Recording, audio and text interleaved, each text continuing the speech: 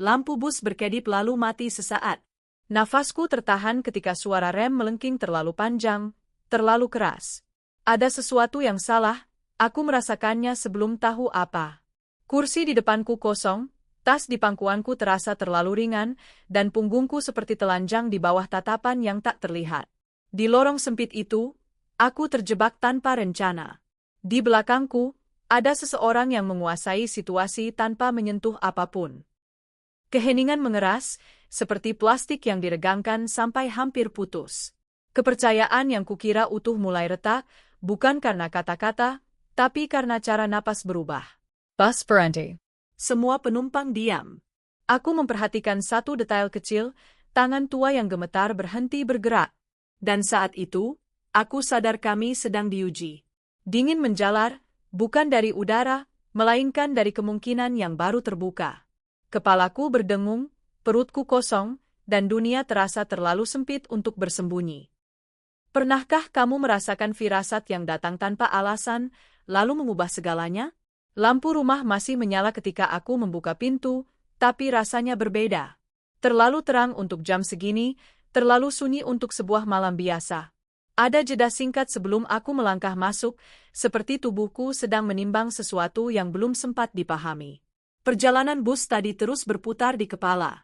Suara mesin yang kasar, bau besi tua, dan tubuh pria tua itu, rapuh, hampir jatuh. Ketika aku berdiri dan mempersilakannya duduk, gerakan kecil. Reflex. Tidak lebih.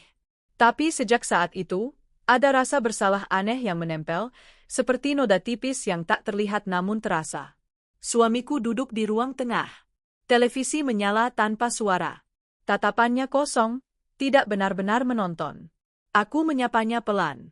Ia mengangguk, senyum tipis yang datang terlambat sepersekian detik. Terlalu terkontrol. Seperti seseorang yang baru saja menelan sesuatu yang pahit. Aku bantu orang tua di bus, kataku, seolah kalimat itu netral, tak punya beban. Ia berhenti bernapas sesaat.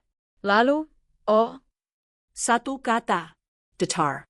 Tidak ada pertanyaan lanjutan. Kami makan malam tanpa banyak suara. Sendok beradu piring, kipas angin berdengung.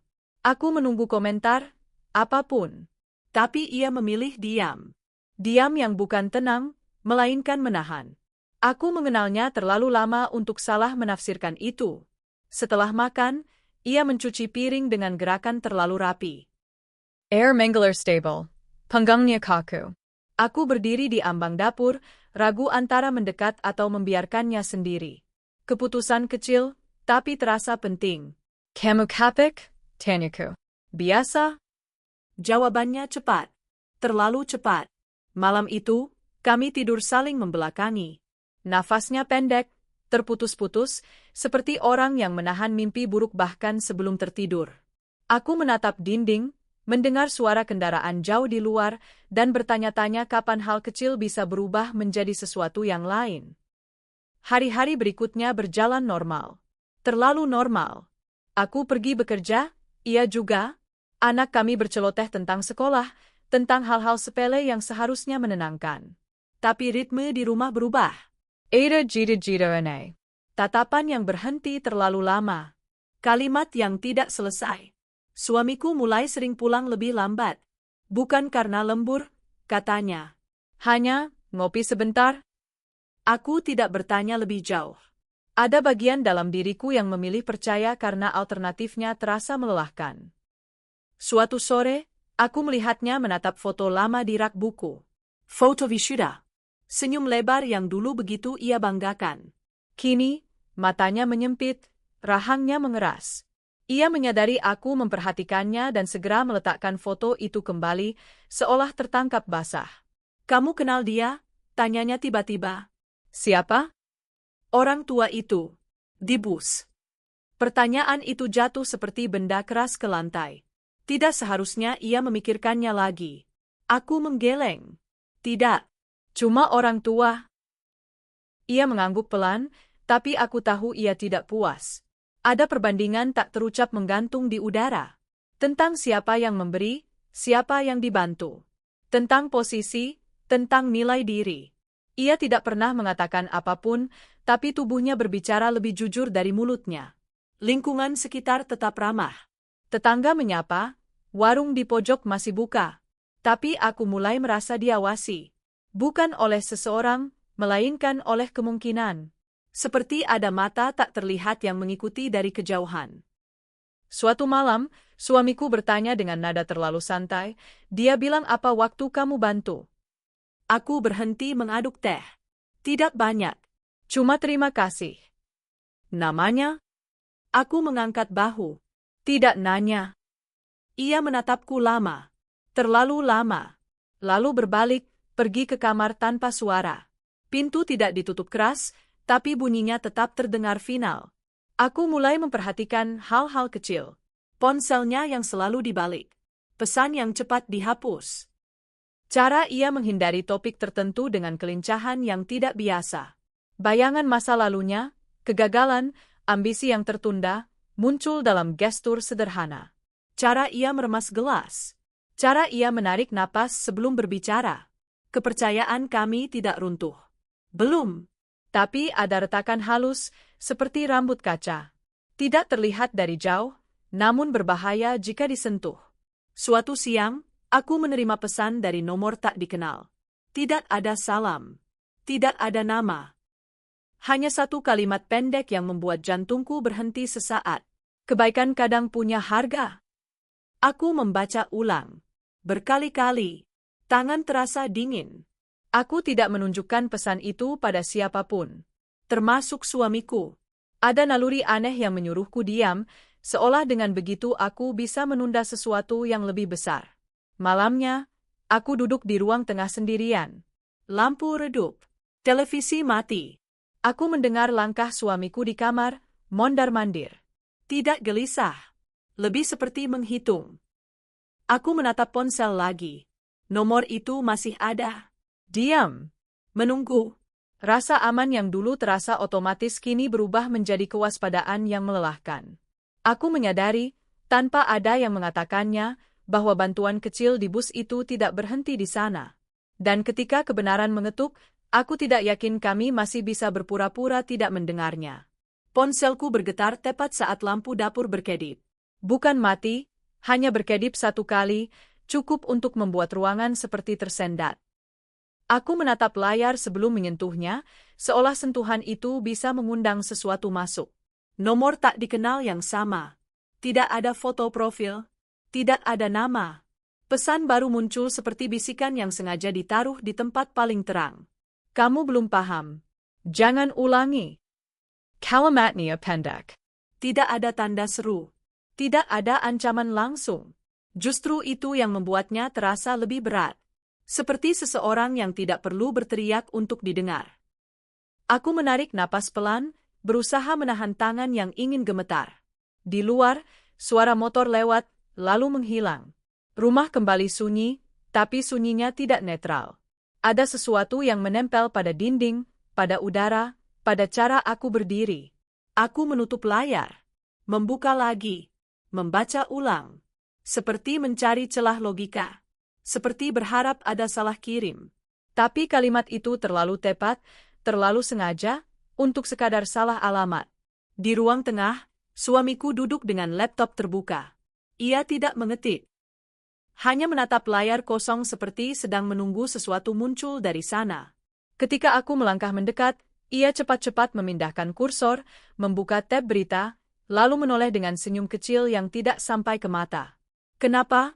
Tanyanya. Aku ingin menjawab, ingin menunjukkan pesan itu, ingin mematahkan sunyi yang mulai mengeras di antara kami. Tapi ada naluri yang menahan, naluri yang tidak logis namun tegas. Jangan libatkan dia dulu. Enggak. Cuma kaget lampu kedip, kataku. Ia mengangguk, tapi matanya menelusuri wajahku, lama, seolah menilai sesuatu yang aku tidak ucapkan. Aku menahan diri agar tidak mengalihkan pandang. Pertahanan paling sederhana kadang cuma itu, tetap menatap, tetap terlihat tenang, meski dalam dada ada sesuatu yang mulai memukul-mukul. Anak kami keluar dari kamar, masih memakai seragam yang setengah dilepas. Rambutnya berantakan, matanya menggentak. Ia menguap dan berkata, Bu, Besok aku ada tugas kelompok. Kalimat polos itu seharusnya membumi. Tapi malam itu, bahkan suara anak kecil terdengar seperti pengingat, hidup normal masih berjalan, meski ada bayangan yang mencoba menyusup. Iya, nanti ibu bantu, jawabku, memaksakan nada hangat. Suamiku menatap anak kami sebentar, lalu kembali ke laptop. Tangannya bergerak cepat, menutup sesuatu sebelum membuka sesuatu yang lain. Gerakan yang terlalu refleks, terlalu terlatih. Pagi berikutnya, ia bangun lebih awal dari biasanya. Bukan untuk olahraga, bukan untuk menyiapkan sarapan. Ia berdiri lama di depan lemari, memilih kemeja dengan teliti seperti orang yang akan menghadiri sidang, padahal pekerjaannya bukan di ruang sidang. Ia mencukur lebih rapi, memakai parfum yang jarang ia pakai. Ketika aku bertanya, ia hanya berkata, "Ada rapat penting." Aku tidak menekan. Aku mengangguk. Tapi dalam kepala, kalimat dari nomor tak dikenal itu mengendap. Jangan ulangi. Jangan paham. Seolah ada aturan yang sudah dibuat jauh sebelum aku melanggar tanpa sadar. Hari itu aku bekerja dengan setengah pikiran. Setiap bunyi notifikasi membuat bahuku menegang. Setiap nomor asing yang masuk membuat perutku seperti jatuh. Aku mencoba mengingat detail pria tua di bus, jaketnya, tongkatnya, cara ia menunduk saat mengucapkan terima kasih. Tidak ada yang menonjol. Tidak ada yang dramatis. Justru itu yang mengganggu, bagaimana sesuatu yang begitu biasa bisa menjadi pemicu. Menjelang siang, pesan datang lagi. Kali ini lebih spesifik. Lebih dekat. Kamu tinggal di rumah dengan pagar besi hitam. Anakmu pulang jam 2. Aku membaca dan dunia seakan mengecil. Ruang kantor menjadi jauh. Suara rekan kerja meredup. Aku mendengar detak jantungku sendiri, keras, memalukan. Mereka tahu. Mereka melihat. Dan mereka tidak perlu menyebut namaku untuk membuatku merasa telanjang.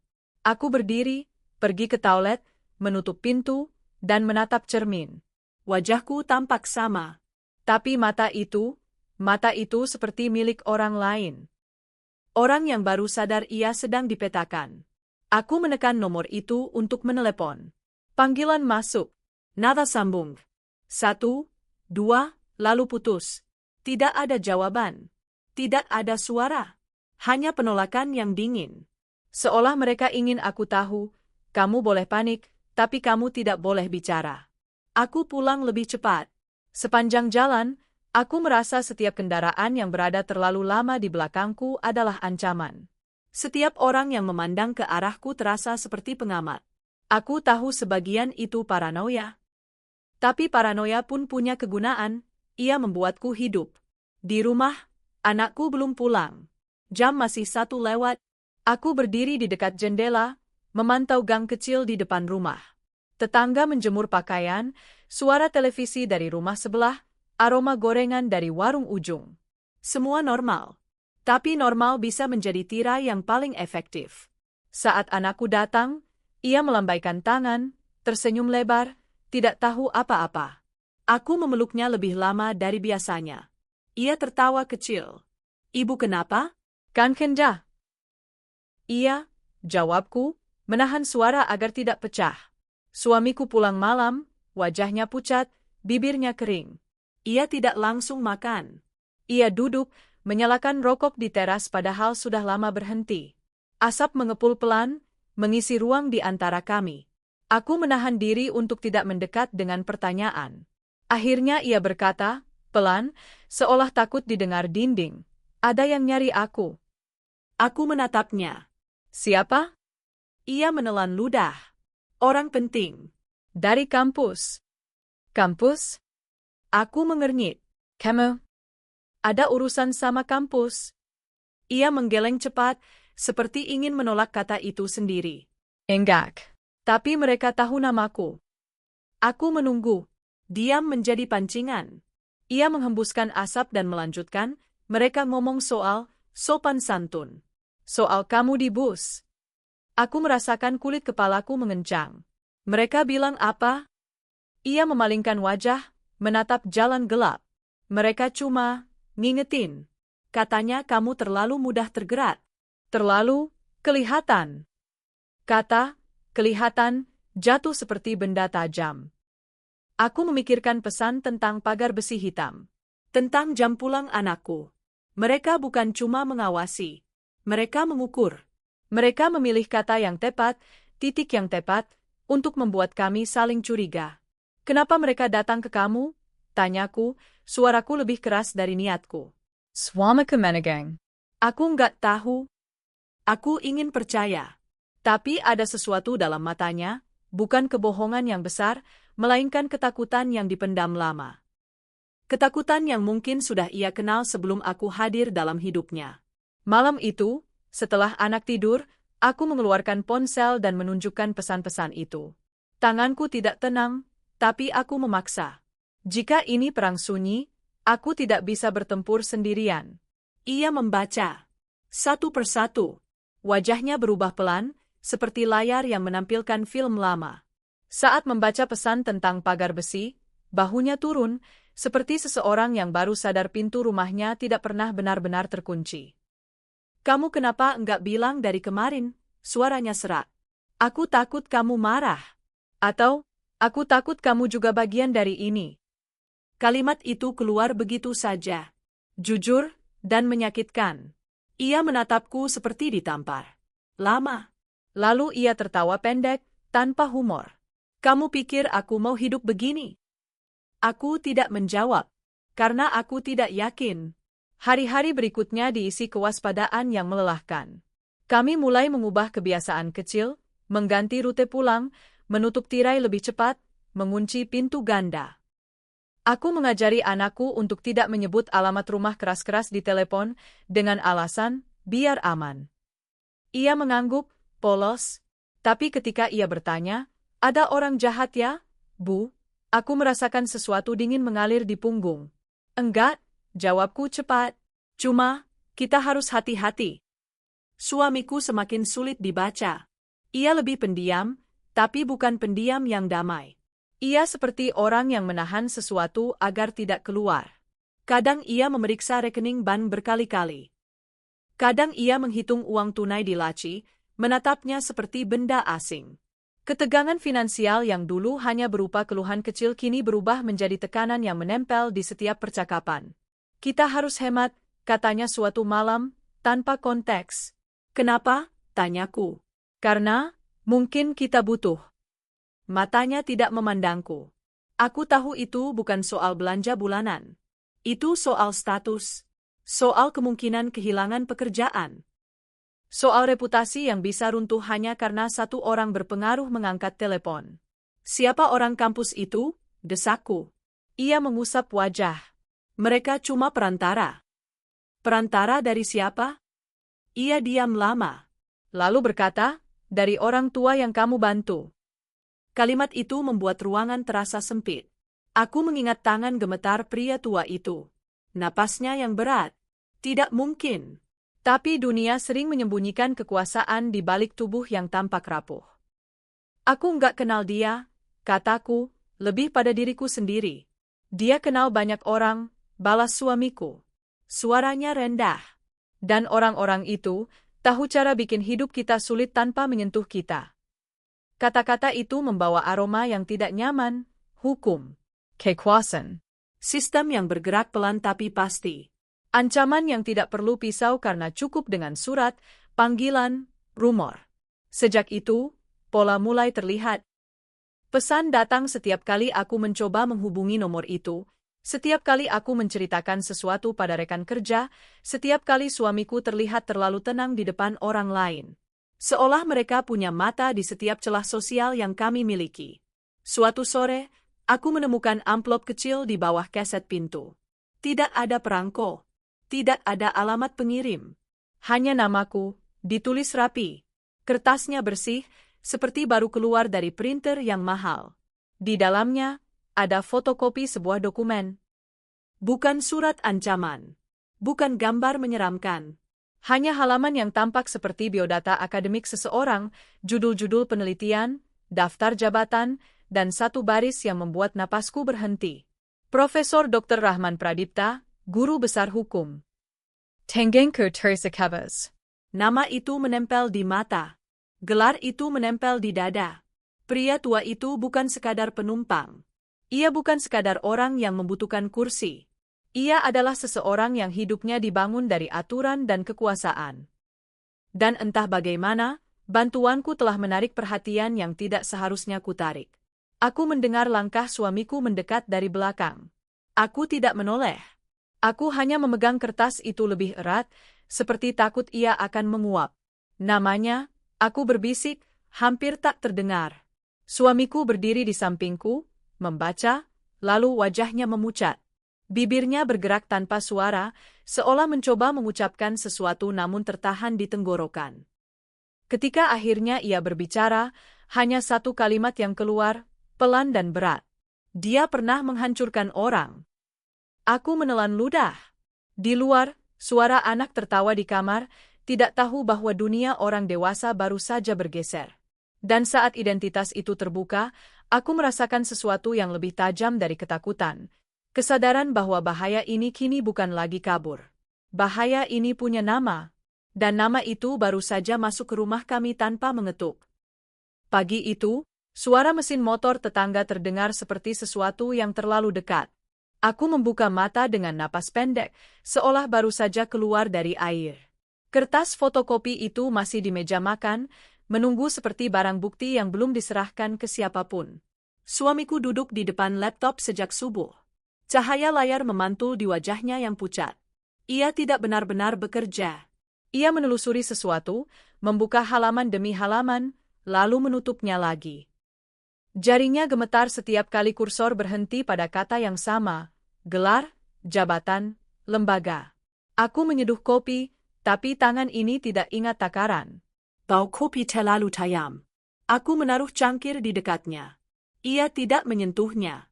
Dia siapa sebenarnya? Aku bertanya pelan, seolah pertanyaan keras bisa memanggilnya. Swamika Menilan Luda.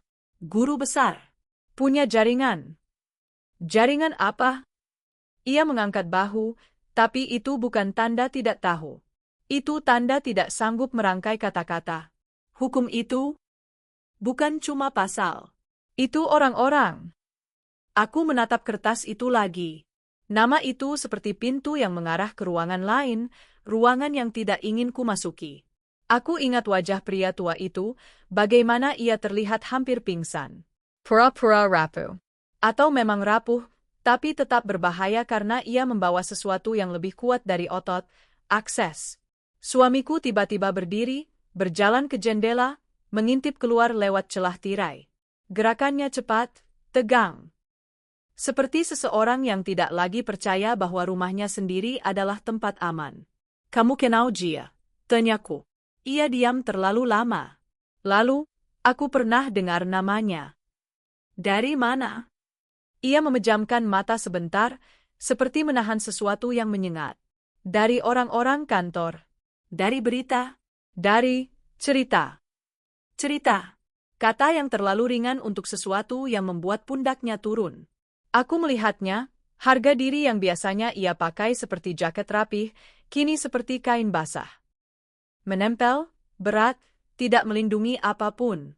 Anak kami muncul dari kamar, membawa buku gambar, meminta tanda tangan untuk tugas sekolah. Suamiku mengambil pulpen, tapi tangannya gemetar sampai tinta membentuk garis kecil yang melenceng. Ayah, kok jelek? Anak kami tertawa, tidak bermaksud jahat. Swamika Tersenium tipis. Ayan gantuk. Aku menatap anak kami, dan tiba-tiba aku merasa bersalah karena dunia yang kami bawa pulang kini mulai merembes ke dalam rutinitasnya. Tidak ada ledakan. Tidak ada teriakan. Hanya ketegangan yang melekat pada hal-hal kecil. Setelah anak berangkat, aku memeriksa ponsel, berharap tidak ada pesan baru. Harapan itu selalu kalah. Jangan buat kami mengulang. Aku membaca, dan di dalam kepala, sebuah suara berbisik, mereka sedang memastikan kita patuh. Aku ingin membalas. Aku ingin menulis sesuatu yang membuatku terlihat berani. Tapi keberanian yang tidak punya strategi hanya akan menjadi hiburan untuk orang yang lebih kuat. Aku memperlihatkan pesan itu pada suami. Ia membaca sekali, lalu wajahnya berubah seperti seseorang yang baru menyadari ia sudah berdiri di tengah panggung tanpa pakaian. Mereka tahu nomor kamu, katanya. Mereka juga tahu pagar rumah kita, jawabku, pelan. Ia mengusap mulutnya, lalu tertawa kecil. Tawa yang tidak punya suara. Aku pernah berpikir, aku cukup pintar. Kalimat itu bukan keluhan. Itu pengakuan. Dan pengakuan itu menyakitkan karena aku tahu ia selalu menggantungkan banyak hal pada citra dirinya. Pekerja, kepala keluarga, orang yang mampu mengatur hidup. Sekarang, sebuah nomor tak dikenal bisa membuatnya tidak sanggup menatap lantai. Hari itu suamiku pergi ke kantor dengan langkah kaku. Aku mengantarnya sampai pintu. Sebelum keluar, ia menoleh. Jangan ngomong ke siapa-siapa, katanya. Termasuk keluargaku? Ia mengangguk. Termasuk semua? Aku ingin menolak. Aku ingin berkata itu tidak adil. Tapi aku melihat matanya, ada ketakutan yang tidak pernah kulihat selama ini, ketakutan yang bukan pada orang, melainkan pada sistem yang bisa menelan siapa saja. Setelah ia pergi, aku mencoba melakukan hal yang paling sederhana. Kembali menjadi normal. Menyapu, mencuci, membalas pesan grup sekolah. Tapi setiap bunyi di luar membuatku berhenti. Setiap bayangan lewat di depan pagar membuatku menahan napas. Menjelang siang, telepon rumah berdering. Kami jarang menggunakannya. Nada dering itu terdengar kuno, seperti alarm dari masa lain. Aku menatapnya beberapa detik sebelum mengangkat. Selamat siang, suara pria, tenang, tidak tergesa. Apakah ini rumah ibu? Ia menyebut namaku dengan benar. Tanpa ragu, tanpa bertanya. Siapa ini?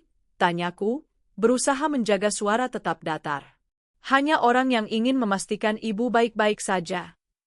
Ia berhenti sejenak, seolah memberi ruang untuk ketakutanku tumbuh. Kebaikan ibu kemarin, berkesan. Aku merasakan tenggorokanku kering. Kebaikan apa? Dibus. Suaranya tetap lembut. Kita hidup di kota yang cepat lupa, Ibu. Tapi ada orang yang tidak suka dilupakan. Aku menelan ludah. Saya tidak mengerti. Tidak apa-apa.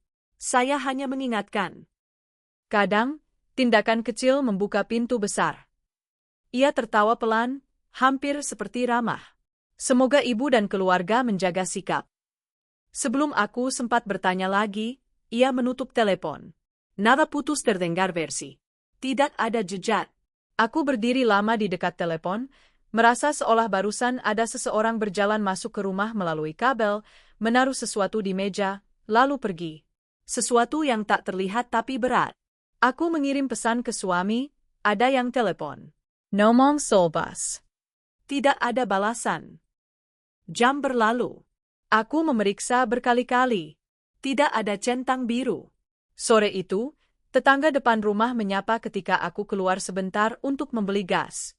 Nada suaranya normal, tapi matanya menelusuri wajahku lebih lama dari biasanya. Kemarin ada yang tanya-tanya loh, katanya santai, seolah membicarakan harga cabai. Tanya apa? Tanyaku, tapi aku sudah tahu jawabannya akan membuat dadaku sesak. Ya, tanya rumahnya Bu yang mana? Katanya dari kampus. Ia tersenyum, mencoba ramah. Aku tunjukin aja, soalnya kelihatan rapi. Aku memaksakan senyum kembali, lalu buru-buru masuk ke rumah. Pintuku tutup pelan, tapi tanganku gemetar di gagang. Dari kampus. Kata itu kembali. Kebenaran kecil mulai menyatu menjadi pola. Mereka tidak menunggu kami datang, mereka mendatangi kami, secara perlahan, lewat orang-orang biasa yang tidak sadar sedang digunakan. Suamiku pulang dengan wajah lebih gelap dari biasanya. Ia melempar tas ke sofa, lalu duduk tanpa melepas sepatu. Napasnya terengah, bukan karena lelah fisik, melainkan karena sesuatu yang mengejarnya dari dalam. Ada apa? Tanyaku. Ia menatapku, matanya merah. Ada san panggil. Kamu dimarahin? Bukan marah. Ia tertawa pendek. Menyarankan. Aku menunggu. Katanya aku harus jaga image. Katanya ada laporan. Suaranya turun. Ada orang kampus yang telepon kantor. Aku merasakan lututku melemah. Laporan apa? Suamiku mengusap wajah berkali-kali, seperti menghapus sesuatu yang menempel. Katanya kita, Punya masalah etika? Katanya kamu mempermalukan seseorang. Mempermalukan? Aku hampir tidak percaya. Aku cuma bantu orang duduk. Itu yang bikin aku gila. Ia menatap meja makan, seolah meja itu punya jawaban. Mereka bisa bikin apapun terdengar salah. Itu caranya. Aku merasakan rasa bersalah yang semula samar kini berubah bentuk. Menjadi ketakutan. Karena ternyata kebaikan bisa dibengkokkan menjadi pelanggaran. Dan pelanggaran bisa menjadi alasan untuk menghancurkan. Kita lapor polisi, kataku. Suamiku langsung menggeleng. Cepat. Jangan. Kenapa? Ia mendekat, suaranya bergetar. Kamu pikir polisi itu di luar jaringan? Kamu pikir surat-surat itu nggak bisa diputar? Aku ingin menyangkal, tapi aku melihat wajahnya. Ia berbicara bukan dari teori, melainkan dari pengalaman. Ada bagian masa lalunya yang sekarang muncul ke permukaan, bukan cerita, melainkan refleks. Aku pernah lihat orang dihancurkan, katanya pelan. Bukan dipukuli. Dipecat. Diseret. Dibikin malu. Sampai keluarganya minta maaf untuk sesuatu yang bahkan gak mereka lakukan. Aku menatapnya. Kenapa kamu tahu? Ia tidak menjawab. Diamnya kali ini bukan strategi, melainkan lubang. Malam turun lebih cepat. Lampu-lampu tetangga menyala, suara anak-anak bermain meredup. Di dalam rumah, kami bicara dengan volume rendah, seolah dinding punya telinga. Apa yang mereka mau? Tanyaku. Swamika menggeleng. Mereka mau kita takut. Itu sudah cukup. Aku menatap ponsel. Tidak ada pesan baru, tapi justru itu yang membuatku gelisah. Seperti hening sebelum sesuatu jatuh. Aku memutuskan melakukan hal yang terasa masuk akal, mencari tahu. Aku membuka internet, mengetik nama profesor itu. Artikel muncul, seminar, wawancara, foto di podium, senyum yang tenang. Di satu halaman, ada daftar penghargaan. Di halaman lain, ada berita lama tentang kasus etik di kampus, nama beliau disebut sebagai pakar yang dimintai pendapat. Tidak ada skandal besar yang bisa kugenggam. Hanya reputasi bersih yang hampir terlalu bersih. Aku menggulir lebih jauh, masuk ke forum-forum kecil, komentar anonim, potongan cerita yang terdengar seperti desas-desus. Di sana, namanya muncul dengan nada berbeda. Ada yang menyebutnya pendiam tapi mematikan. Ada yang bilang, dia tidak perlu menyentuhmu untuk membuatmu hilang. Aku menutup laptop. Kepala keberanian. Upaya melawan dengan mencari informasi terasa seperti menimba air dari laut menggunakan gelas. Ketika aku kembali ke ruang tengah, suamiku sedang memeriksa ponselnya. Ia menatap layar lama, lalu melempar ponsel ke sofa seolah benda itu panas. Ada pesan? Tanyaku. Ia mengangguk. Dari HRD. Apa? Ia menelan ludah. Mereka minta aku datang besok. Bawa dokumen. Katanya ada evaluasi. Evaluasi. Kata yang terdengar resmi, netral, tapi di mulutnya berubah menjadi vonis yang belum dibacakan. Aku bisa merasakan harga dirinya runtuh sedikit demi sedikit, bukan karena ia tidak mampu, tetapi karena ia dipaksa merasa tidak layak. Aku mendekat dan memegang lengannya. Otatnya tegang. Ia tidak menepis, tapi ia juga tidak menatapku. Matanya kosong, seolah sudah melihat sesuatu yang belum kulihat. Kita harus lakukan sesuatu, kataku. Ia mengangguk pelan, tapi itu bukan persetujuan. Itu keputusasaan yang memakai bentuk kepala yang bergerak. Di kamar, anak kami tidur dengan memeluk bantal. Wajahnya damai. Aku duduk di tepi ranjangnya, menatapnya lama, merasakan perutku mual karena satu pikiran, mereka tahu jam pulangnya. Mereka tahu pagar rumah. Jika mereka mau, mereka bisa masuk ke hidup kami lebih dalam. Aku kembali ke ruang tengah. Suamiku berdiri dekat pintu, memeriksa kunci berkali-kali. Klik, klik. Seolah bunyi itu bisa menenangkan. Kamu kenapa begini? Tanyaku, suaraku hampir berbisik. Ia menatapku, akhirnya. Ada air di matanya, tapi ia menahannya mati-matian. Aku nggak bisa kalah. Aku ingin berkata ini bukan pertandingan. Tapi baginya, mungkin ini selalu pertandingan, antara martabat dan kehancuran. Dan sekarang, lawannya tidak terlihat, hanya terasa di setiap sudut. Ponselku bergetar lagi. Pesan baru. Kali ini tanpa kalimat puitis, tanpa saran halus. Hanya instruksi yang membuat jantungku turun. Besok jam 10. Bawa fotokopi KTP suami. Sendirian. Aku membaca, lalu menatap suami. Ia melihat wajahku dan langsung tahu. Aku menyerahkan ponsel. Ia membaca, lalu napasnya pecah seperti orang yang baru dipukul tanpa sentuhan. Ini jebakan, katanya. Kalau kita nggak datang, ia menggeleng pelan. Mereka tetap punya cara. Di tengah ketakutan itu, muncul satu dorongan yang terasa seperti harapan. Jika mereka mengatur, berarti mereka butuh sesuatu. Jika mereka butuh sesuatu, mungkin ada celah. Aku memutuskan merekam. Membuat bukti. Sesuatu yang bisa kugunakan jika semuanya meledak. Aku menyalakan perekam suara di ponsel, menyembunyikannya di saku, dan berkata pada suami, besok aku pergi. Jangan, katanya cepat. Aku harus. Ia menggenggam pergelangan tanganku. Kamu nggak tahu mereka siapa? Aku menatapnya. Kamu juga nggak? Malam itu kami tidak tidur. Kami hanya duduk, mendengar suara jam dinding, mendengar napas satu sama lain, mencoba menebak bentuk musuh yang bergerak di luar. Ketika fajar datang, aku merasa tubuhku sudah kosong, tapi otakku masih berputar. Jam 10:05, aku berdiri di halte kecil dekat kampus yang disebut-sebut dalam pesan. Aku membawa fotokopi KTP suami seperti diminta. Ponsel di saku, perekam menyala. Aku menatap sekeliling, mahasiswa lalu lalang, pedagang kaki lima, satpam di pos. Semuanya terlihat biasa. Terlalu biasa untuk sesuatu yang terasa seperti pengadilan rahasia. Sebuah mobil hitam berhenti pelan di dekatku. Kakinya jelek. Jendela turun sedikit. Seorang pria muda menatapku, wajahnya rapi, suaranya tenang. Ibu ikut, katanya singkat. Aku menelan ludah. Kemana? Sebentar saja. Jangan bikin ribut. Aku melangkah mendekat. Aku masuk. Pintu menutup, bunyinya kedap. Dunia luar seperti dipotong. Mobil berjalan.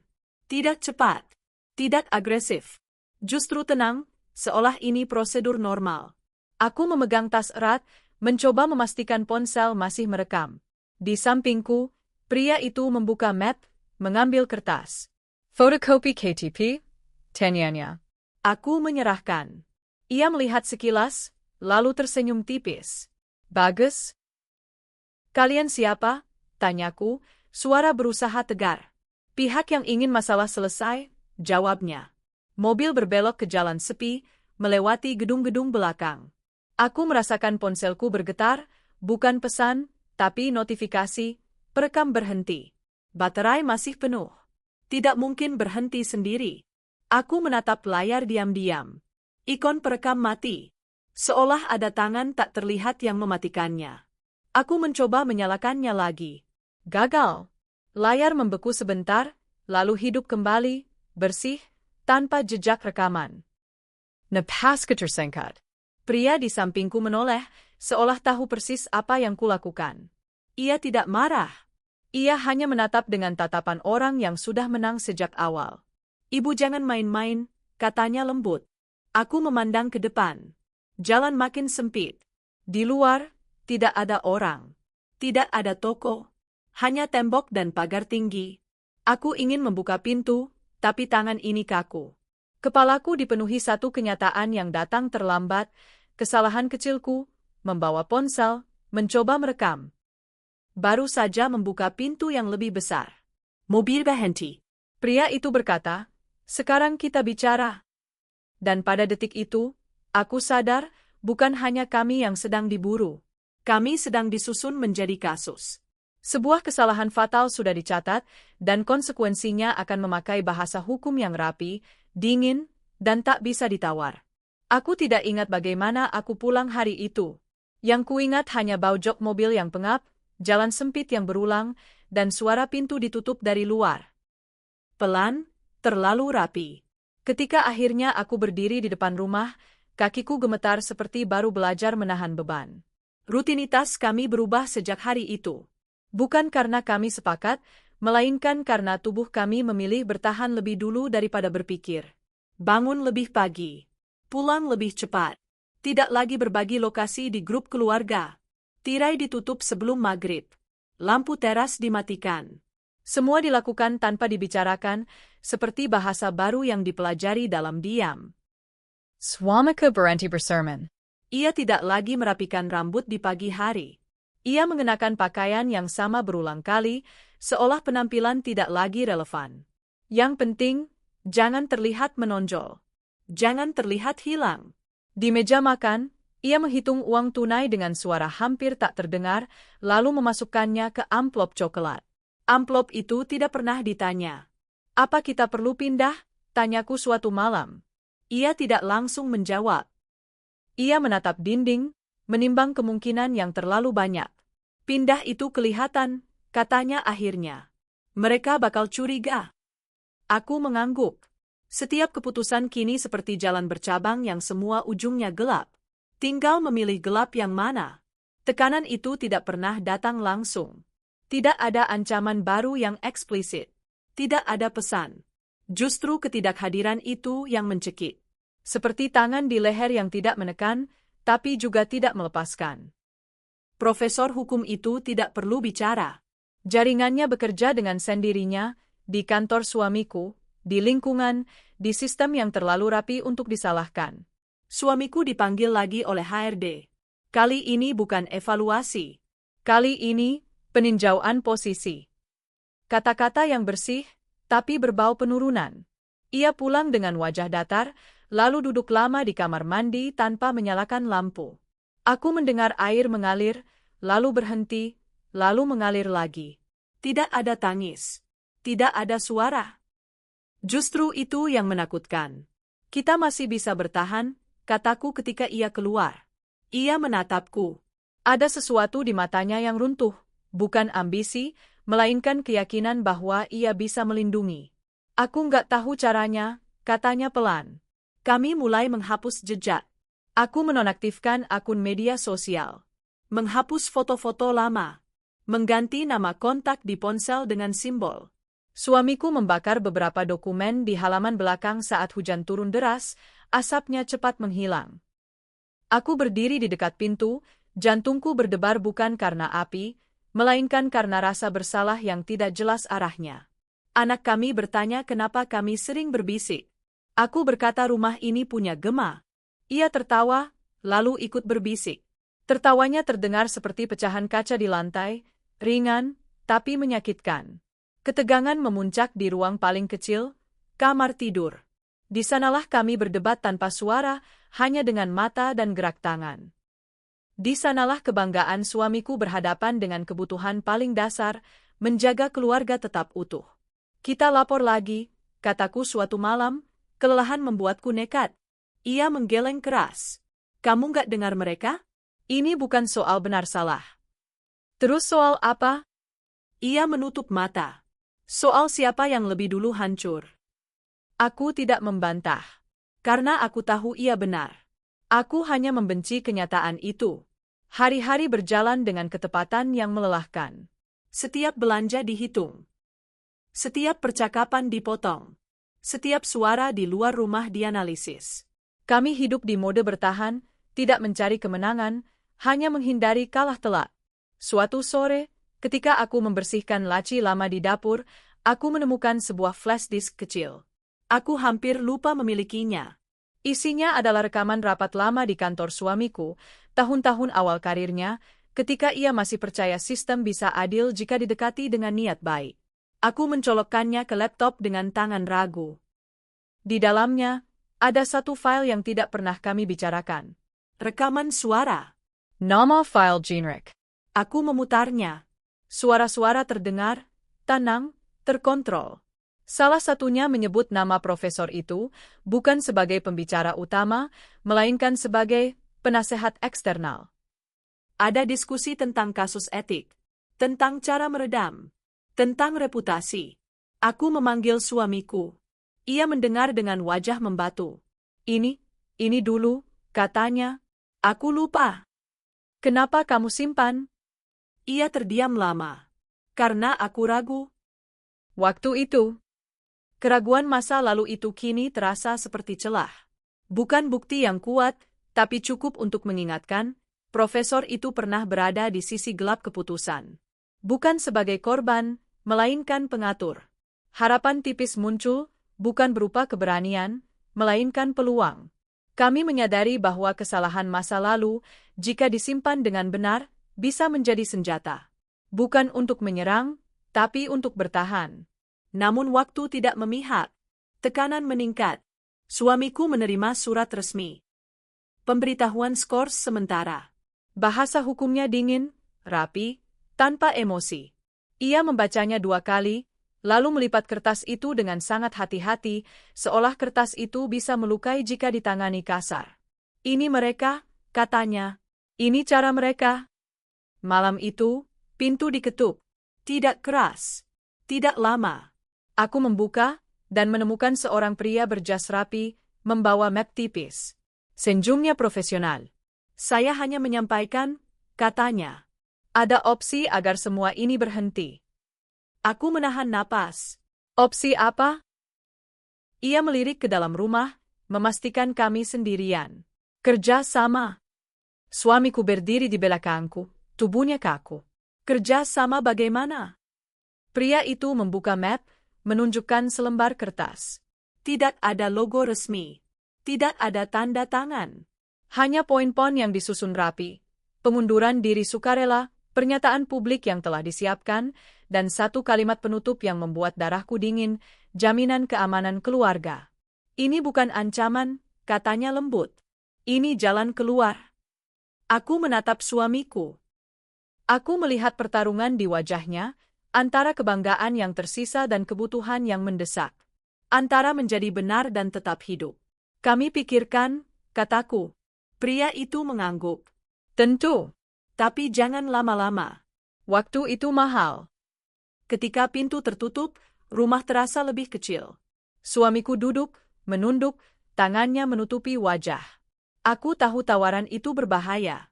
Aku juga tahu menolaknya bisa lebih berbahaya. Kami duduk dalam diam, mendengar detak jam, mendengar napas satu sama lain. Bantuan akhirnya datang, tapi harganya terasa terlalu mahal. Telepon berdering sekali, lalu berhenti. Tidak ada pesan. Tidak ada nomor tersimpan. Hanya getaran singkat yang terasa seperti ketukan di tulang. Aku menatap layar beberapa detik sebelum mengangkat. Napasku dengkol, Teraker. Halo. Saya tahu Anda sedang ditekan, suara di seberang tenang, nyaris datar. Dan saya tahu cara menghentikannya. Aku tidak menjawab. Di ruang tamu, suamiku berdiri dekat jendela, punggungnya kaku.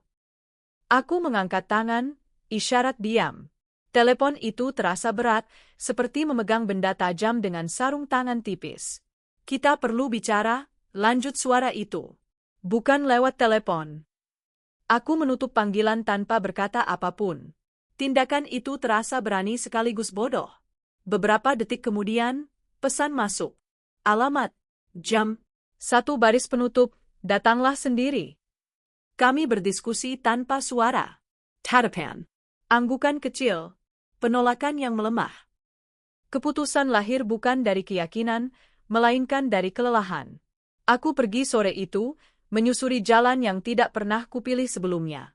Warung kopi kecil di sudut yang jarang ramai. Lampu kuning. Bau gula gosong.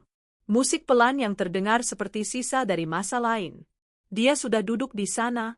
Pria berusia sekitar 40-an, rapi tapi tidak mencolok. Map tipis di meja.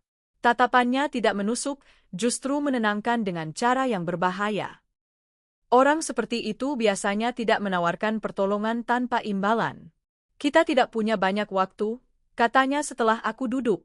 Saya tidak di sini untuk menjadi pahlawan. Lalu untuk apa? Tanyaku. Untuk memastikan Anda tidak salah langkah. Ia mencondongkan tubuh sedikit. Dan untuk memastikan saya tidak ikut tenggelam. Motif ambigu. Waktu mencurigakan. Tapi ia tahu terlalu banyak untuk diabaikan. Ia menyebut detail yang hanya diketahui lingkaran sempit. Jadwal rapat suamiku, surat skors. Bahkan frasa yang dipakai HRD. Aku menahan diri agar tidak menunjukkan reaksi. Profesor itu, katanya, menyebut nama yang sudah menjadi beban di lidahku. Dia tidak bergerak sendiri. Tapi dia juga bukan yang paling kuat. Aku mengangkat alis. Anda siapa? Sebut saja, mantan orang dalam. Senyum kecil. Saya keluar sebelum pintu terkunci. Ia membuka map, menggeser beberapa kertas ke arahku. Bukan bukti yang bisa dibawa ke polisi. Lebih seperti peta, alur panggilan, tanggal, pertemuan. Jaringan. Aku melihat celah-celah yang mungkin ada, tapi juga lubang jebakan yang sama banyaknya. Ini hanya sebagian, katanya. Kebenaran penuh tidak pernah dibagi utuh. Kami harus percaya Anda, tanyaku. Ia menggeleng pelan. Tidak. Anda hanya perlu menghitung. Aku pulang dengan kepala penuh. Suamiku menunggu di ruang tengah, lampu dimatikan. Aku meletakkan map di meja. Ia membaca cepat, lalu lebih lambat. Wajahnya berubah, bukan karena harapan, melainkan karena kalkulasi. Di matanya, kebanggaan bernegosiasi dengan kebutuhan. Dia bisa bohong, katanya. Dia juga bisa benar, balasku. Kami menyusun rencana dengan presisi dingin. Bukan untuk menyerang, hanya untuk bertahan lebih lama. Menyimpan rekaman lama di tempat berbeda. Menghubungi satu nama yang disebut pria itu, orang yang pernah berselisih dengan profesor tersebut. Setiap langkah ditimbang.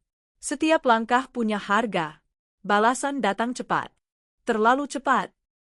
Seolah profesor itu merasakan pergeseran kecil di udara.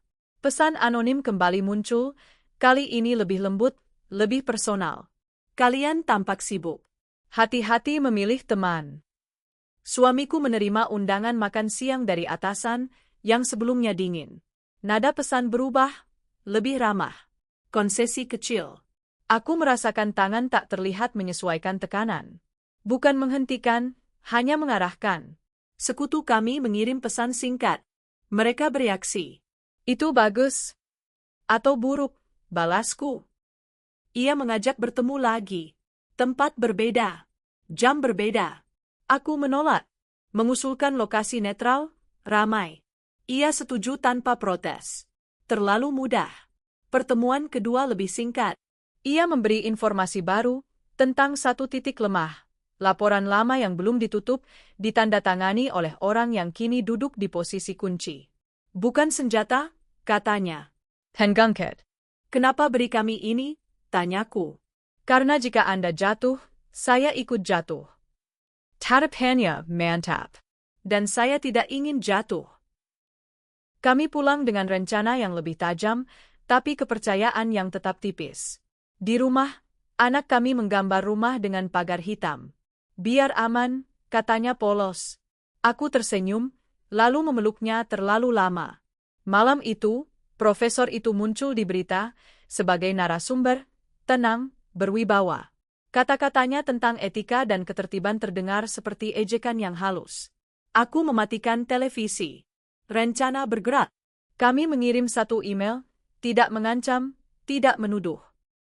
Hanya pertanyaan yang tepat, ke alamat yang tepat. Diam. Lalu perubahan kecil. Undangan rapat dibatalkan. Surat ditunda. Tekanan bergeser. Sekutu kami mengirim pesan. Bagus. Teruskan. Terlalu mulus. Aku merasakannya ditengkuk. Kebenaran parsial sering terasa seperti kemenangan. Padahal ia hanya mengarahkan langkah ke tempat yang diinginkan orang lain. Malam berikutnya, suamiku menerima telepon dari nomor yang dikenal, atasannya. Navanggat. Janji perbaikan. Syarat-syarat yang lebih lunak. Aku melihat wajah suamiku melunak, lalu mengeras lagi.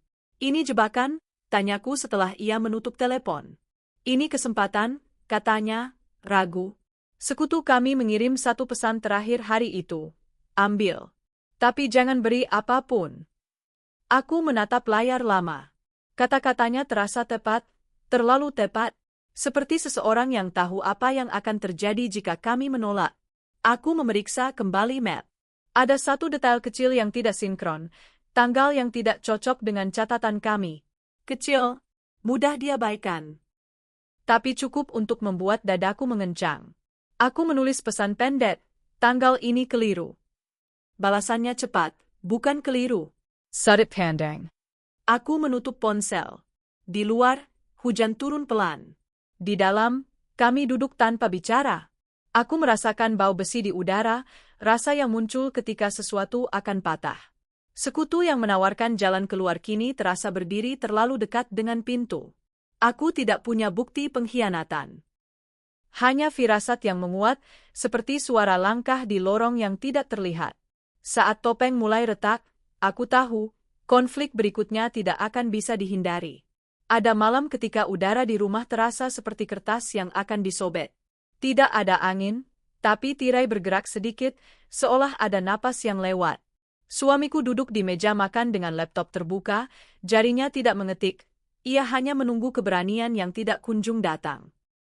Kita lakukan sekarang, katanya akhirnya, suara rendah seperti orang yang takut memanggil sesuatu. Aku mengangguk. Kami sudah terlalu lama bertahan.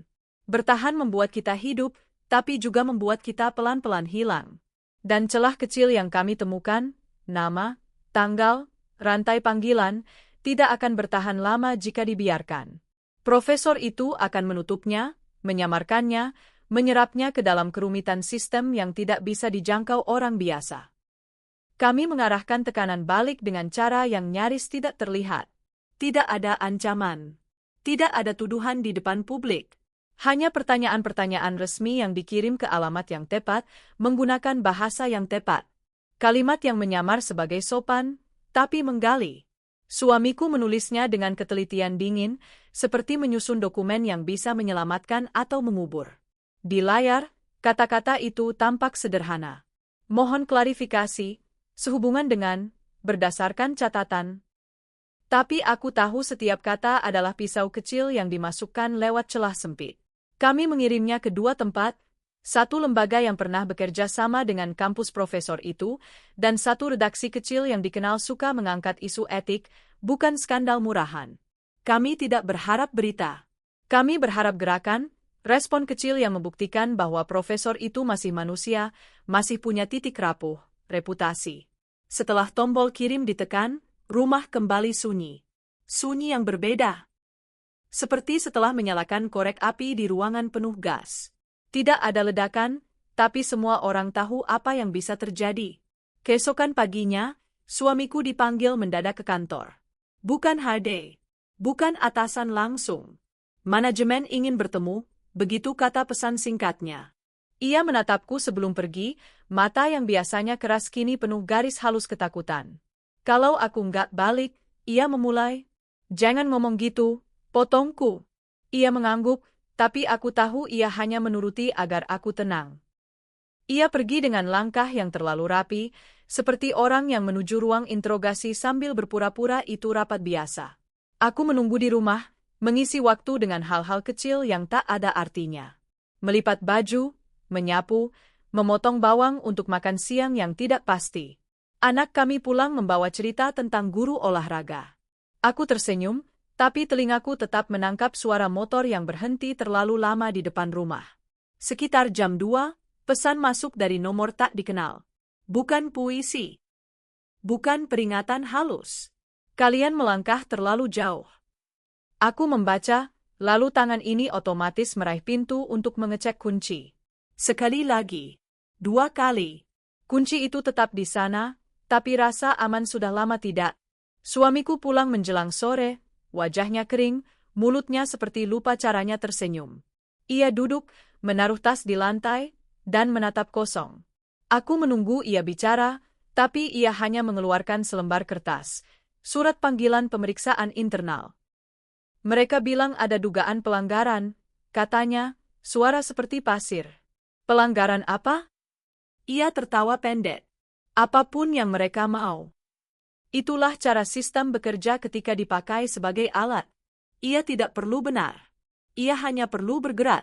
Dan gerakan itu sendiri sudah cukup untuk membuat orang menyerah, meminta maaf, menghilang. Malamnya, sekutu kami mengirim pesan, mereka panik. Pertanda bagus. Aku tidak menjawab. Aku mulai membenci kata bagus. Kata itu terasa seperti gula di atas luka. Kami menyiapkan bukti dengan lebih rapih. Flash disk rekaman lama disalin ke dua perangkat. Satu kusimpan di kotak obat, di bawah plester dan minyak kayu putih. Satu lagi suamiku titipkan ke tempat yang bahkan aku tidak tahu. Kami membagi informasi seperti orang yang sudah belajar, jika salah satu jatuh, yang lain masih punya sesuatu. Permainan psikologis meningkat. Telepon rumah berdering tengah malam, lalu berhenti ketika diangkat. Suara langkah terdengar di luar pagar jam 3 pagi, pelan, teratur. Aku mengintip lewat celah tirai, hanya melihat ujung sepatu hitam yang diam sebentar sebelum menghilang. Tidak ada maling yang mencuri. Ini bukan pencurian. Ini pesan. Anak kami mulai bermimpi buruk. Ia bangun memanggil namaku, berkeringat. Ada orang di luar, katanya lirih. Aku memeluknya, menenangkan dengan kalimat-kalimat yang terasa bohong di mulutku. Itu cuma suara kucing. Padahal aku tahu suara itu bukan kucing. Suamiku menghadapi bayangannya sendiri.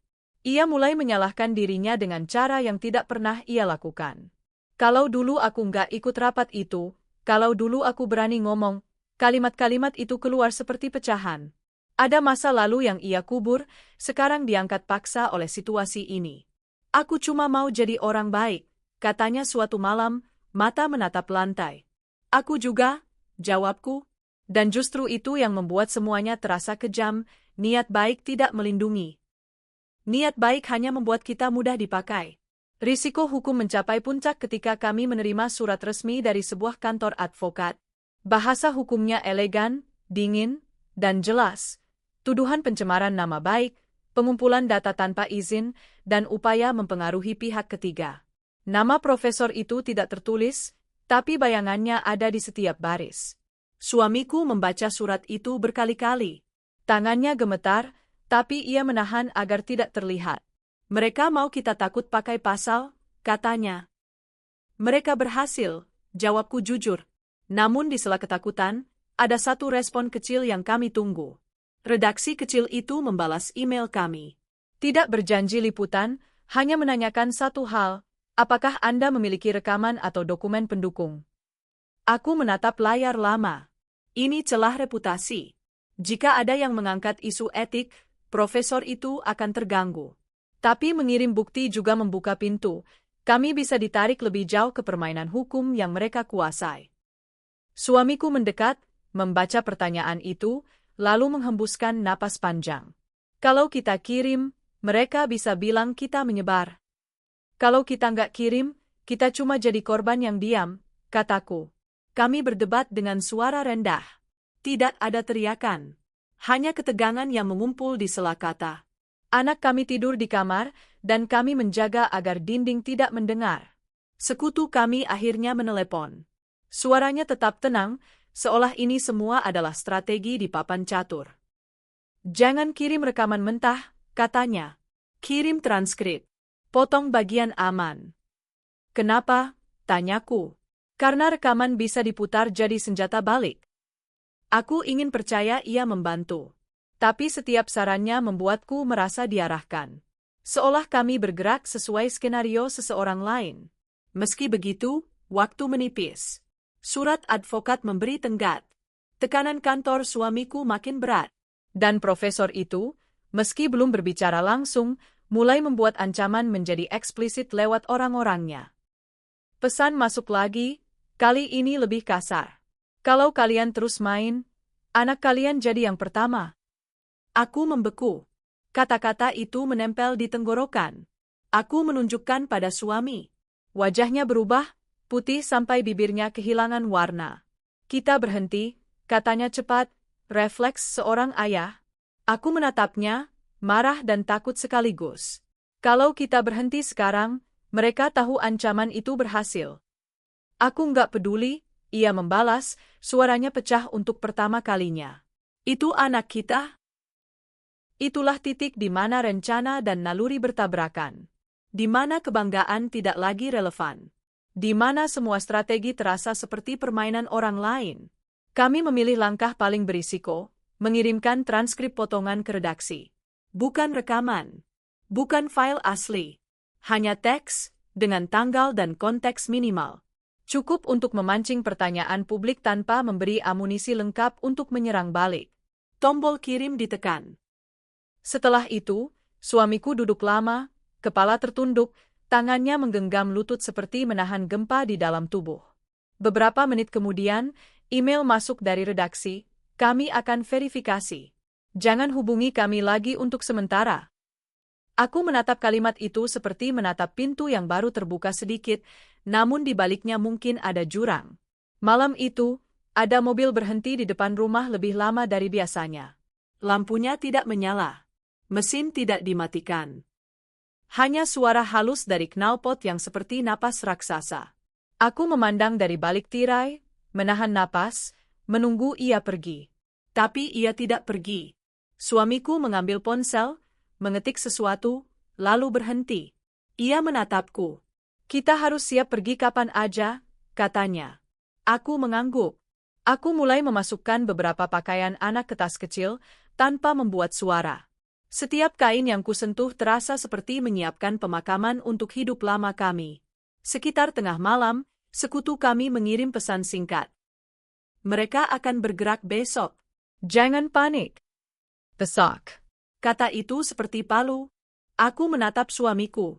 Ia berdiri di dapur, membuka laci, mengambil flash disk asli. Ia menatapnya sebentar, lalu memutuskan sesuatu yang aku tidak sempat hentikan. Aku akan bawa ini ke tempat aman, katanya. Sekarang, tanyaku, napasku tercekat. Ayah. Itu langkah salah. Aku tahu. Tapi aku juga melihat di wajahnya, ia tidak tahan lagi menjadi orang yang hanya menunggu dihancurkan. Ia ingin melakukan sesuatu, apapun, agar merasa masih punya kendali. Ia keluar lewat pintu belakang, bergerak cepat, tanpa menyalakan lampu. Aku berdiri di ambang pintu, menahan diri untuk tidak memanggil namanya. Beberapa detik setelah ia menghilang, ponselku bergetar. Pesan baru, dari nomor tak dikenal. Satu kalimat yang membuat lututku nyaris jatuh. Kami sudah menunggu di luar. Aku menoleh ke jendela. Mobil yang tadi diam kini membuka pintu. Bayangan-bayangan keluar, bergerak pelan menuju pagar. Dan dalam sekejap, aku mengerti. Langkah suamiku bukan hanya salah, itu pemicu reaksi berantai. Ketika semuanya dipertaruhkan, tidak ada jalan kembali. Sirene itu terdengar jauh, lalu dekat, lalu berhenti tepat di depan rumah. Tidak merong. Tidak dramatis. Hanya satu bunyi pendek yang menandai akhir dari permainan bayangan. Aku berdiri kaku di ruang tengah, memeluk tas kecil berisi pakaian anak, menunggu sesuatu yang tidak bisa lagi ditunda. Pintu diketuk. Bukan ditendang. Bukan digedor. Ketukan profesional, terukur. Ketukan yang tidak meminta izin, hanya memberitahu. Ketika pintu dibuka, dunia masuk dengan sepatu dan identitas. Dua pria berseragam, satu pria berpakaian sipil dengan map tebal di tangan. Wajah mereka netral, hampir sopan. Aku mencari suamiku di antara bayangan di luar, jantungku memukul tulang dada. Di mana suami ibu? Tanya pria bersipil. Aku menelan ludah. Keluar. Beberapa menit lalu. Ia mengangguk, seolah itu bagian dari catatan yang sudah ia miliki. Kami tahu. Itulah saat aku sadar, ini bukan penggerebekan. Ini pengumpulan.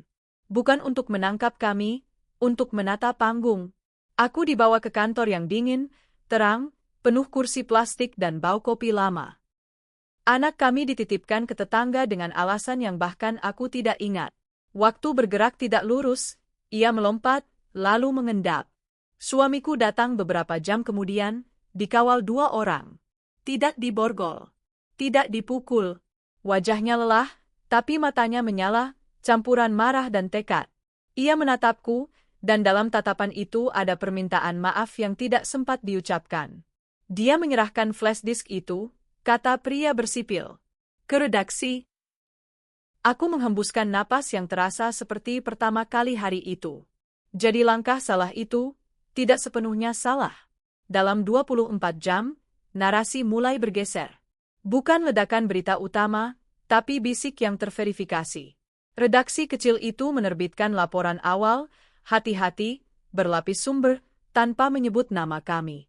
Mereka menyebut seorang profesor hukum ternama dan indikasi pengaruh tidak patut dalam proses etik. Kata-kata yang tidak berteriak, namun cukup tajam untuk memancing pemeriksaan. Profesor itu muncul di layar televisi keesokan paginya. Senyumnya masih rapi, suaranya tenang. Ia berbicara tentang fitnah, tentang kebebasan akademik, tentang niat baik yang disalahpahami. Ia menguasai bahasa. Ia selalu begitu. Namun kali ini, ada jeda-jeda kecil. Tarikan napas yang lebih panjang. Mata yang terlalu sering berkedip. Retaknya sang dalang tidak terjadi karena teriakan, melainkan karena detail. Di ruang pemeriksaan, suamiku duduk tegak. Harga dirinya diuji untuk terakhir kalinya. Bukan sebagai pekerja, bukan sebagai bawahan, tapi sebagai saksi. Ia menjawab singkat, tepat, tanpa emosi berlebih. Ia tidak mencoba menjadi pahlawan. Ia hanya menolak berbohong.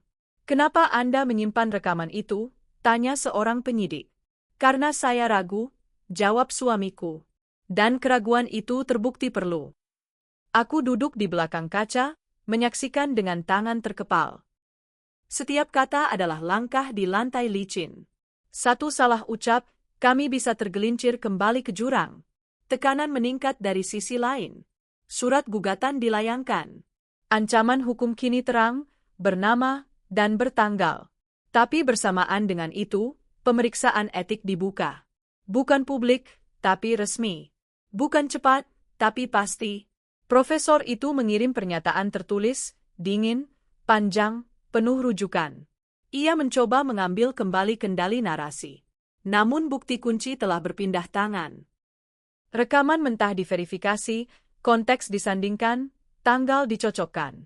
Transkrip yang kami kirim menjadi pancingan, flash disk menjadi penentu.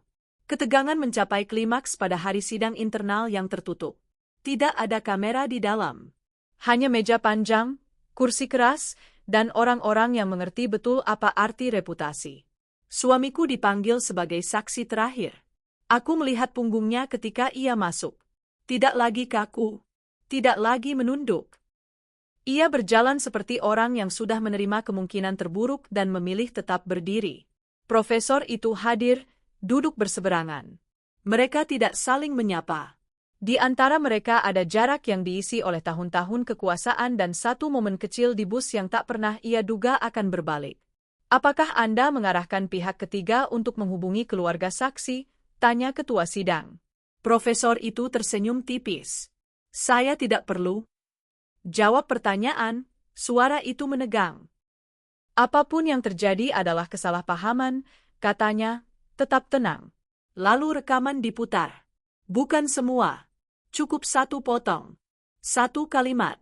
Satu tawa pendek yang terdengar ketika membicarakan, cara meredam. Ruangan membeku. Tidak ada teriakan. Tidak ada bantahan cepat. Hanya keheningan yang lebih keras dari kata. Narasi runtuh bukan karena bukti besar, melainkan karena kontradiksi kecil yang tidak bisa ditambal. Profesor itu mencoba berargumen, mengutip prosedur, menggeser konteks. Namun kali ini, bahasa tidak lagi cukup. Keputusan dibacakan tanpa dramatisasi. Penangguhan. Rekomendasi sanksi. Rujukan ke lembaga yang lebih tinggi. Konsekuensi nyata, meski belum final. Keadilan terasa pahit, tidak sempurna, tidak cepat, namun perlu. Di luar gedung, hujan turun tipis. Aku berdiri di samping suamiku, merasakan bahunya turun untuk pertama kalinya. Bukan kalah. "Lila, kita menang?" tanyaku pelan. Ia menggeleng. "Kita belum kalah." Berita menyebar. Opini publik bergerak, terbelah, lalu condong. Ada yang membela profesor itu, ada yang menuntut lebih. Nama kami tidak muncul, tapi bayangan kami ada di antara baris. Kami belajar berjalan di antara perhatian tanpa menjadi pusatnya. Ancaman berhenti. Bukan karena belas kasihan, melainkan karena risiko berbalik arah. Telepon-telepon senyap. Mobil-mobil tidak lagi berhenti lama. Sistem, untuk sementara, memilih mundur. Namun keputusan akhir membawa dampak yang tak kami duga. Kantor suamiku, alih-alih memulihkan, memilih jalan aman, Restrukturisasi. Posisi suamiku dihapus. Bukan hukuman, kata mereka. Penyesuaian. Harga yang harus dibayar. Kami pulang ke rumah yang sama, dengan kunci yang sama, tetapi perasaan yang berbeda. Di malam hari, anak kami memeluk kami berdua, bertanya sederhana, sekarang aman? Aku dan suamiku saling pandang. Tidak ada jawaban jujur yang singkat. Sekarang, lebih jujur, kata suamiku akhirnya. Aku mematikan lampu. Di luar, kota bernafas seperti biasa. Di dalam, kami berdiri di antara lega dan kehilangan, menyadari bahwa keadilan tidak datang tanpa bekas. Dan bekas itu akan tinggal, menunggu untuk disembuhkan. Pagi datang tanpa suara. Tidak ada sirene. Tidak ada getaran ponsel. Hanya cahaya tipis yang merayap masuk melalui celah tirai, menyentuh lantai dengan hati-hati, seperti takut mengganggu sesuatu yang rapuh. Aku terbangun lebih dulu. Kebiasaan lama belum hilang, mendengarkan rumah sebelum bergerak. Kulkas berdenggang. Jam dinding berdetak teratur. Tidak ada langkah di luar pagar. Aku duduk di tepi ranjang, menunggu detik di kepalaku melambat. Bahaya sudah lewat, kata orang. Tapi tubuh tidak langsung percaya. Suamiku menyusul ke dapur beberapa menit kemudian. Rambutnya masih berantakan, kaosnya sederhana. Tidak ada jas, tidak ada tas kerja. Kehilangan itu masih baru, masih terasa seperti gigi yang baru dicabut, kosong dan ngilu. Ia menyeduh kopi tanpa berkata apa-apa, lalu menyerahkannya padaku. Gerakan kecil, tapi penuh makna. Kamu tidur? Tanyanya. Sedikit, jawabku. Kami minum dalam diam. Diam yang berbeda dari sebelumnya. Tidak menekan. Tidak mengintai. Hanya diam yang berisi napas bersama. Aku menyadari bahwa keheningan bisa punya warna, dulu hitam, kini abu-abu hangat. Anak kami bangun, menguap, lalu duduk di lantai ruang tengah sambil menyusun balok. Ia bersenandung pelan. Lagu yang tidak aku kenal, mungkin ciptaannya sendiri. Aku menatapnya dan merasa sesuatu di dadaku mengendur. Tidak sepenuhnya. Cukup untuk bernapas. Ayah sekarang kerja di rumah, tanyanya polos. Suami kemenali. Ragu sepersekian detik. Ayah. Sementara. Anak itu mengangguk, menerima dengan mudah. Anak-anak sering lebih lentur dari orang dewasa. Mereka tidak mengukur martabat dengan kartu nama. Hari-hari berikutnya berjalan lambat. Tidak ada jadwal tetap, tidak ada target ambisius. Suamiku membantu mengantar anak sekolah, memasak siang, membaca berita dengan jarak yang sehat. Aku kembali bekerja, tapi dengan kewaspadaan baru, bukan ketakutan, melainkan kesadaran. Dampak psikologis menetap dalam bentuk-bentuk kecil. Aku masih menoleh ketika ponsel bergetar, meski itu hanya pesan promosi. Suamiku masih terbangun tengah malam, memastikan pintu terkunci, lalu duduk sebentar di tepi ranjang sebelum tidur lagi. Kami tidak menertawakan itu. Kami mengakuinya. Masih ke bawah, katanya suatu malam. Ayah, jawabku. Tapi enggak sendirian. Hubungan kami diuji ulang, bukan dengan drama, melainkan dengan kejujuran yang pelan. Kami membicarakan hal-hal yang dulu kami hindari, rasa iri, rasa gagal, rasa ingin terlihat cukup. Tidak dalam satu percakapan besar. Dalam potongan-potongan kecil yang aman. Aku merasa kecil waktu itu, katanya, menatap lantai. Aku tahu, kataku. Aku juga. Harga diri dibangun ulang, bukan dari jabatan atau pengakuan luar, tapi dari pilihan-pilihan sederhana. Ia mengambil proyek kecil yang tidak bergengsi tapi jujur. Aku belajar berkata tidak tanpa merasa bersalah. Kami belajar bahwa bertahan tidak selalu berarti mundur. Rasa bersalahku, tentang bus, tentang kursi yang kuberikan, tidak pernah sepenuhnya hilang. Tapi ia berubah bentuk. Bukan lagi penyesalan yang membeku, melainkan pelajaran yang hangat. Bahwa kebaikan tidak salah. Bahwa dunia yang menyalahgunakannya lah yang bermasalah. Suatu sore, kami berjalan ke halte yang sama. Tidak untuk naik bus. Hanya berjalan. Aku berdiri di tempat itu, mengingat tangan tua yang gemetar. Aku tidak mencari wajah apapun. Aku hanya berdiri, bernapas, lalu pergi. Keamanan kini kami definisikan ulang. Bukan pagar tinggi atau kamera tambahan. Melainkan transparansi kecil di antara kami, kebiasaan saling memberitahu, keberanian untuk berhenti jika sesuatu terasa tidak benar. Kami tidak kebal. Tapi kami tidak lagi naif. Luka lama ditutup perlahan. Tidak dengan perban tebal, melainkan dengan udara. Ada hari-hari ketika berita tentang profesor itu muncul lagi, proses berlanjut, banding, debat publik. Kami membaca sekilas, lalu menutup. Hidup kami tidak lagi berputar di sekitarnya. Masa depan terbuka, tapi dengan kehati-hatian yang sehat. Kami menabung lebih disiplin. Kami menyimpan dokumen dengan rapi. Kami merencanakan liburan kecil, dekat, sederhana. Anak kami memilih pantai. Kami tersenyum, setuju. Suatu malam, listrik padam sebentar. Gelap menyelimuti rumah. Dulu, gelap seperti ini membuat dadaku sesak. Kini, aku meraih tangan suamiku. Ia menggenggam balik. Anak kami tertawa kecil, mengira ini permainan. Takut, tanya suamiku pelan. Tidak, jawabku setelah jeda. Hanya ingat, lampu kembali menyala. Keheningan kembali, namun berbeda. Tidak lagi menunggu ancaman. Hanya menyimpan memori, seperti bekas luka yang tidak lagi berdarah. Kami duduk bersama di ruang tengah, tanpa televisi, tanpa ponsel. Jam berdetak. Nafas teratur. Hidup berjalan. Ketenangan ini rapuh, aku tahu. Tapi untuk pertama kalinya, aku tidak merasa perlu menguatkannya dengan ketakutan. Cukup dengan hadir. Cukup dengan jujur. Cukup dengan saling melihat dan memilih untuk tetap tinggal.